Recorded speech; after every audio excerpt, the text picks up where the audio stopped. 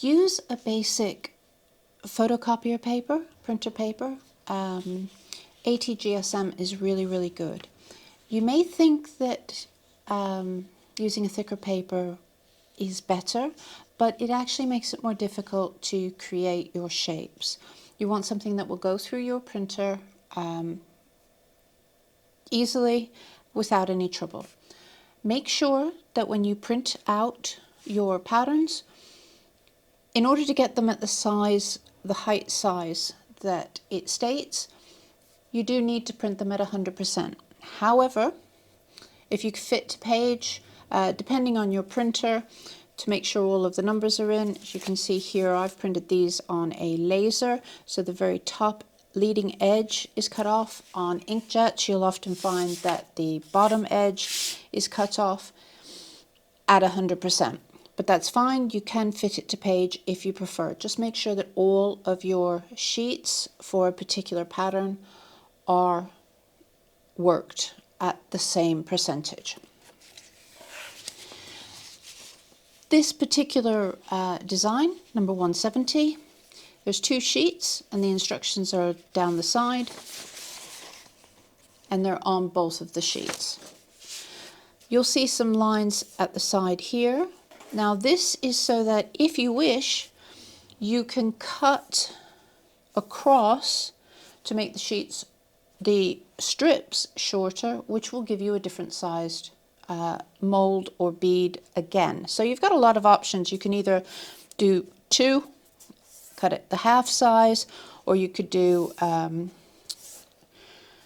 2/3 and a 1/3 and so on. So just experiment with that to see what you actually get with that. Cutting. Cutting is very straightforward. You cut along the solid line, not the dashed. Now you can print out in a grey or in a black. So whichever is easiest for you, doesn't matter. In theory you'll be covering these, but sometimes the grey is nicer if you intend to paint, because it's less obvious and less to have to paint over. So when you're cutting, regardless of how you cut, you may wish to use a straight edge and a craft blade and cut along. You may wish to use a paper trimmer, that's fine. Although with some of the very fine strips on the more complex, you may find that's a bit difficult and so you'll need to get the scissors out. But whichever method that you choose, turn around and hold this side. This strip here should be large enough to hold your ruler so your paper doesn't slip, hold your paper trimmer, and also for cutting. If you choose to cut with scissors, use fairly large scissors and take long strokes, but don't actually close all the way. So as long a stroke as you can, but not to the right end of the scissor, and then you can move it along, and that'll just help you get a straighter line. It's not totally vital. You know, it's very forgiving when you're cutting your strips. So when you've cut the strips for your pattern,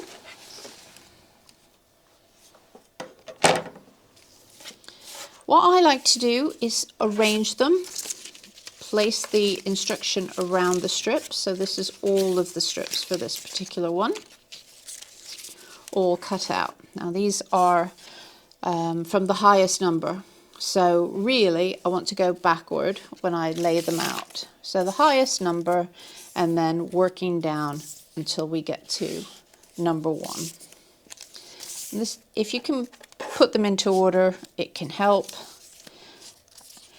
If you don't want any of the lines to show, you do need to work a little extra, whereas you would mark off lines on the reverse side and number on the reverse side. But on the more complex ones, you want to be able to see the dotted line, which I'll just show you there, because the dotted line shows you where to place the next one. So what I'm going to do now is I'm going to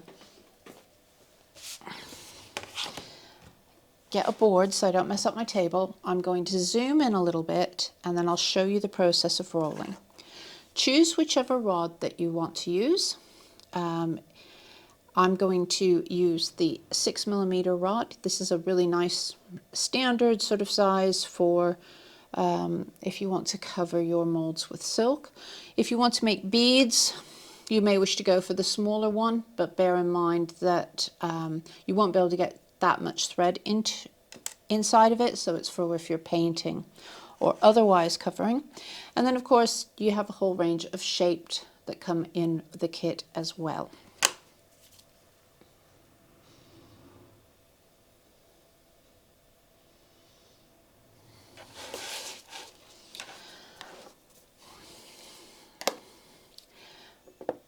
Glue.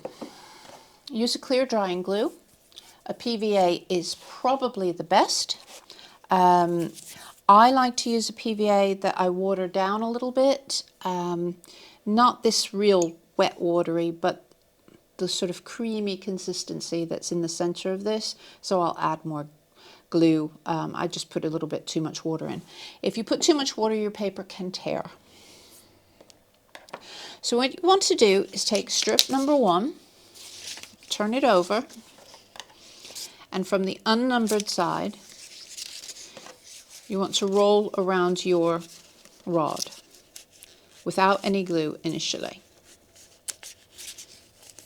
Now, some people like to roll sort of over the strip.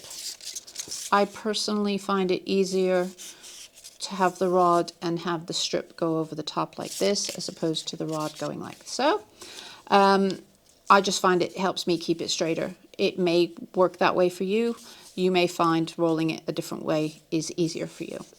So just start off keeping it as straight as you can to roll over so that you've got it fully around your rod, because obviously you don't want glue on your rod, otherwise you're just going to stick your paper to it. So I like to use a brush just because it helps to actually cover as much of the paper as possible, and then just roll. Pull slightly so that you try to keep everything as straight as possible, which of course is going to mean you're going to get a little messy, but don't worry about that. I find having a damp cloth on hand is a really good idea.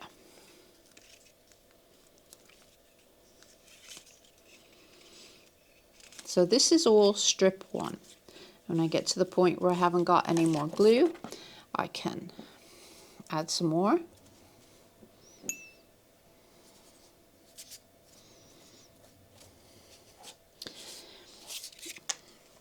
The nice thing about PVA glue, white glues, is that yes, they dry clear, but they also dry very hard.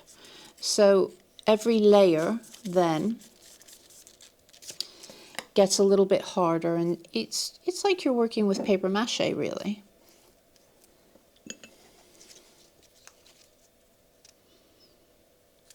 And make sure that you are rubbing the layers, pressing the layers together, because that's really important. Otherwise, everything could fall apart. Now, when you have a single strip like this, obviously it's not going to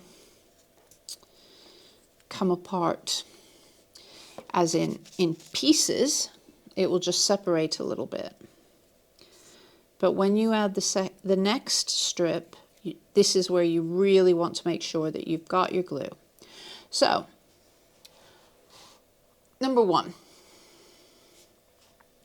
And number 1 has on it a 2 in brackets to show you that you need to put on piece number 2. And then we have the, let's get this in focus, sorry, the dashed lines. And so number 2 fits within the dashed lines. Now, something to remember is that however you are actually working, just want to move that out of the way so that you can see it's messing up the brightness, I noticed.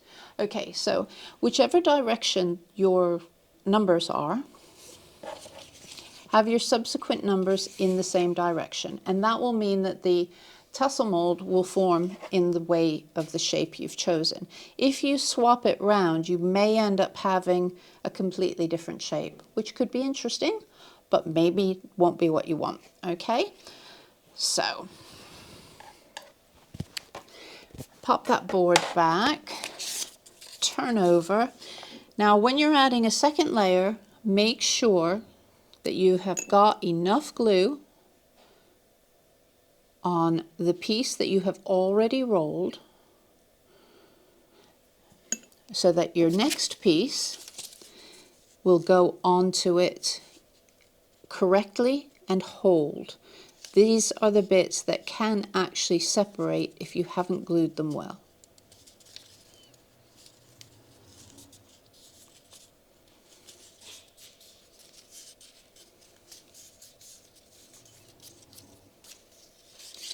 And then carry on just as before.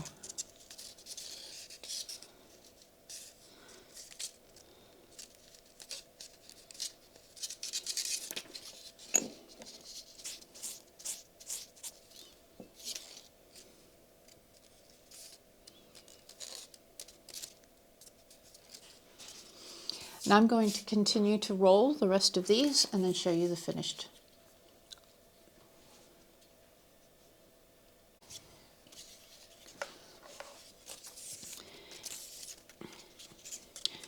You may wish to put the glue onto the mold that you've already rolled as opposed to on the long strip.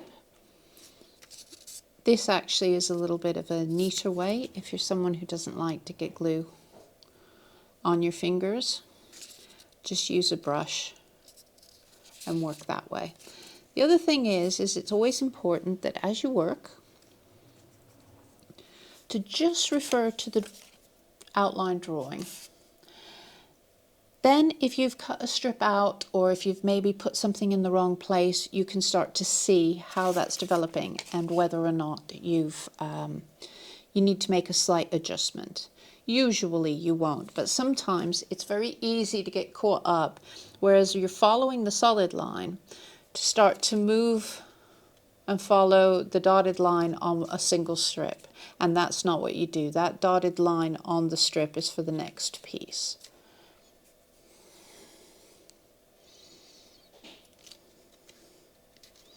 Using a brush and putting the glue directly on the mold is particularly a good thing to do when you're working with the thin strips on the outer, the sort of the last strips, which are usually the thinner ones. Also, as you work, it's a good idea to get into the practice of just moving the mold on the rod, because if you glue it onto there, there's not going to be an easy way to get it off once that glue dries.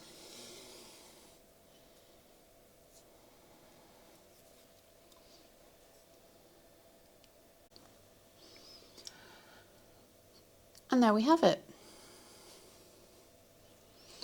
It's probably a good idea to take this off of the stick or rolling rod to dry thoroughly.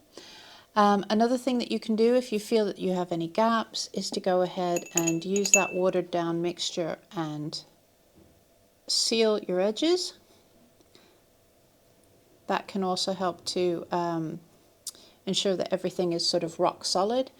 But you'll find that as these dry, they do harden up quite well.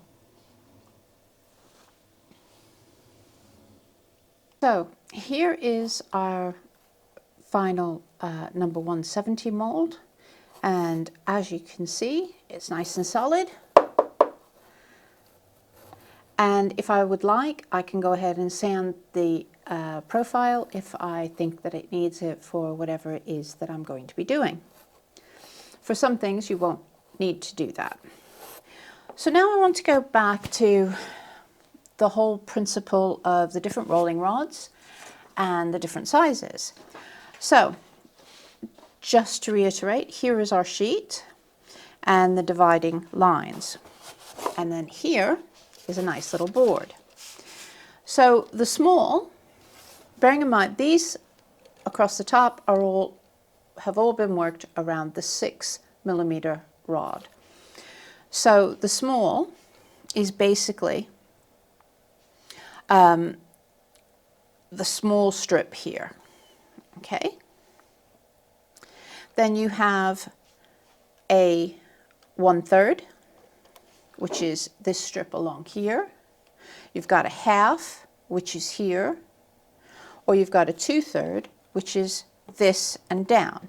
So you can see that you get different sizes when you're using the same size rod, okay? Then with the different size rods, you do get a slight change in size as well. So for instance, this is the 3mm rod. I'll just show you from the inside. So you've got the 3mm rod. So great if you want to do more jewelry type things. Your 6mm and your 10mm. And so that, it slightly changes the size, but not by an awful lot. And then lastly, you have the different shapes and profiles using the different rods, shaped rods. So a square, the half round, and the triangle.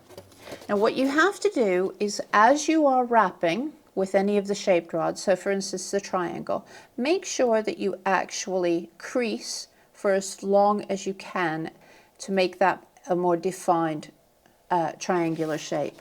And so they're great if you want completely different looks. You might want something a little bit more industrial and use the square. The half round is nice when you want something to sit a little flatter against something. And the triangle is just nice and unusual.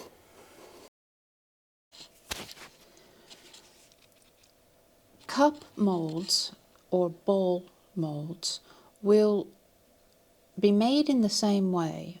However, it may throw you because you start with fairly small strips and then you work down. You do have to pay more attention when you're working these. These can be determined on the designs by a little shape underneath that is a grey, and that's basically showing you that your rod will fill this space, but the shape comes out and away from the rod. Okay, so just as before, start with strip number 1. Choose your size of rod and roll. Now because you're starting with a small strip, you do need to be careful with the glue. And some people I know like to use glue with little tips. And so yes, go ahead and do that if you wish. But whichever you do, make sure that you can move the rod when you're starting with the small strips. Make sure that you can move the rod about. And keep checking that periodically, because you don't want to glue onto your rod. You just want to glue paper to paper.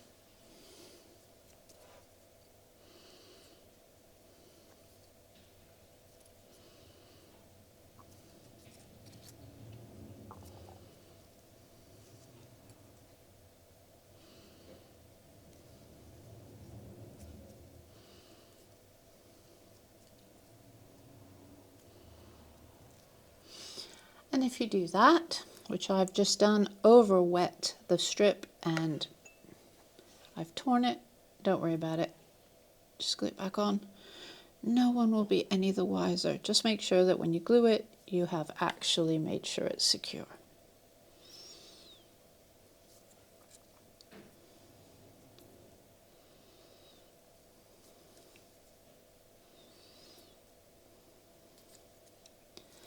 And again, make sure that you twizzle that around a bit and keep that moving.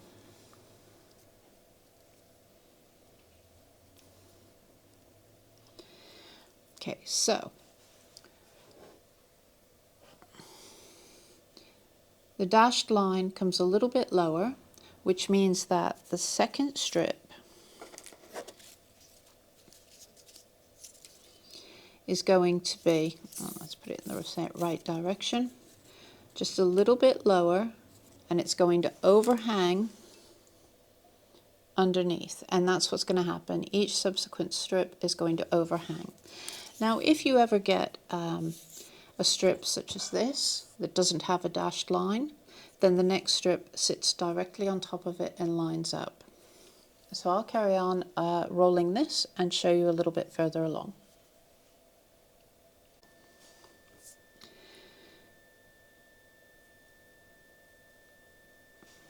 So as you can see, the cup shape or bowl shapes dip in, and it will depend upon obviously which pattern you use. Now, they can be that bit more fragile because obviously you've not got as much paper on the outer edges. And so what I like to do is make sure that I use the PVA to go right into all of the parts, as it were, and let that dry thoroughly, and that will harden that up.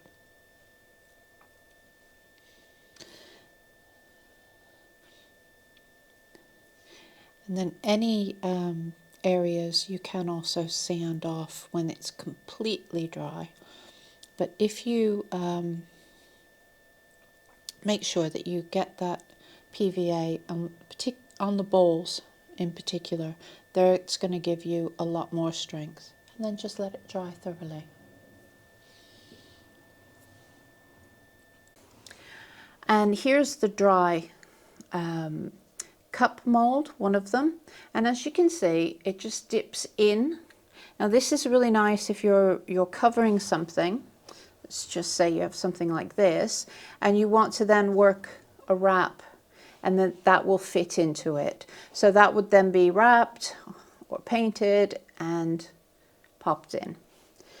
And as with all of them, you can go ahead and sand any of this down. Another thing that some people really like to do, particularly if they're adding paint effects, is to use paper clay or even damp tissue paper and covering it in a different way again. So you can add other types of textures as well.